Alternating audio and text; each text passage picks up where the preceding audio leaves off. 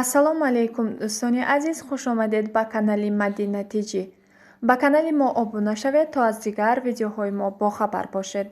Шабнами Собирӣ овозхони 35-солаи тоҷик охири ҳафтаи гузашта клиптаронаи ҷадидашро, ки дар манзараҳои зебои шаҳри Ҳисор сабт шудааст, интишор кард. номи ин таронаи ҷадид «Моношбира» ва унвон гирифта аз ҷониби марказии продюсерии тоҷикон ҳолидан, ки ба шавҳари Овозхон, продюсери 36-солаи тоҷик Мансур Нигматов тааллуқ дорад, сабт шудааст.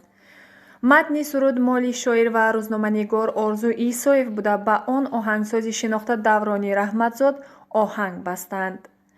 Клиптаронаро аз рӯи нашраш то ҳол дар саҳифаи Music Adverse дар шабакаи YouTube зиёда аз 30,000 нафар тамошо карданд.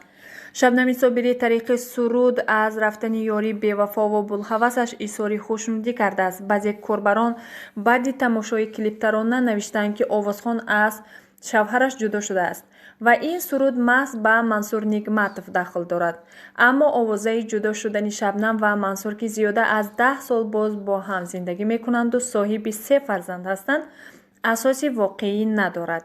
Шабнам пайваста дар мусоҳибаҳояш қайд мекунад, ки на ҳар суруде, ки ӯ месарояд, ба ҳаёти шахсияш алоқамандӣ дорад.